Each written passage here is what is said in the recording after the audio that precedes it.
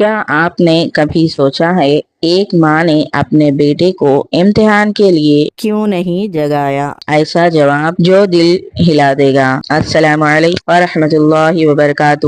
آپ دیکھ رہے ہیں سنہرے حروف اسلام، جہاں ہم آپ تک پہنچاتے ہیں ایمان کو تازہ کرنے والی حقیقتی اور سبق آموز واقعات۔ والدہ نے اپنے بیٹے کو فجر کی نماز کے لیے جگایا، لیکن بیٹا نہیں جاگا۔ نماز باجماعت ختم ہونے کے بعد اسے دوبارہ جگایا اور وہ اب بھی نہیں جاگا۔ وہ اپنی ڈیوٹی پر چلی گئی اور اسے یونیورسٹی جانے کے لیے نہیں جگایا۔ بیٹے کا صبح 9 بجے امتحان تھا۔ جب وہ 9:30 بجے نیند سے بیدار ہوا تو اس نے اپنی ماں کو فون لگایا اور کہا، امی آپ نے مجھے کیوں نہیں جگایا؟ میرا امتحان چھوٹ گیا۔ ماں نے جواب دیا، بیٹا میں نے دیکھا تو آخرت کے امتحان میں ناکام ہو گیا ہے، اس واسطے مجھے تیرے دنیا کے امتحان کی پرواہ نہیں رہی۔ ہمارے معاشرے میں 4 سال کے بچے کو صبح 7 بجے اٹھا دیا جاتا ہے کہ اسکول جانا ہے، لیکن 15 سال کے نوجوان کو فجر کی نماز کے لیے نہیں اٹھایا جاتا